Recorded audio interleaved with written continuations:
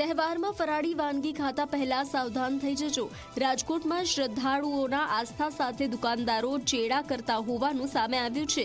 જી હા, Gayatrinagar main road પર આવેલા જલારામ ફરસાણમાં ફરારી પેટીસમાં મકાઈના લોટનો ઉપયોગ કરાતો હોવાનું સામે આવ્યું છે। અહીંથી 5 કિલો મકાઈનો લોટ પણ ઝડપાયો છે। આ સાથે 85 કિલો વાસી પેટીસ મળી આવતા નાશ કરાઈ છે। ગાયત્રીનગર મેઇન રોડ ઉપર જલારામ ફરસાણ નામની પેટી આવેલી છે। તેમાં તપાસ કરતા આશરે 90 કિલો પેટીસ તૈયાર જોવા મળેલ, જેના રો મટીરિયલ અંગે પૂછતા તેમણે જે કટ્ટો બતાવેલ તેમાં મેઇઝ સ્ટાર્ચ એટલે કે મકાઈનો લોટ લખેલું જોવા મળેલ હતું।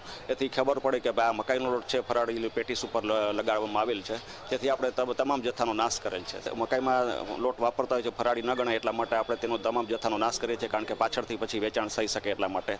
એ સિવાય દાજ્યું તેલથી માંડીને બીજા કોઈ પણ રો મટીરિયલ છે એનું ટેસ્ટિંગ આપણે લેબમાં કરતા હોઈએ છીએ।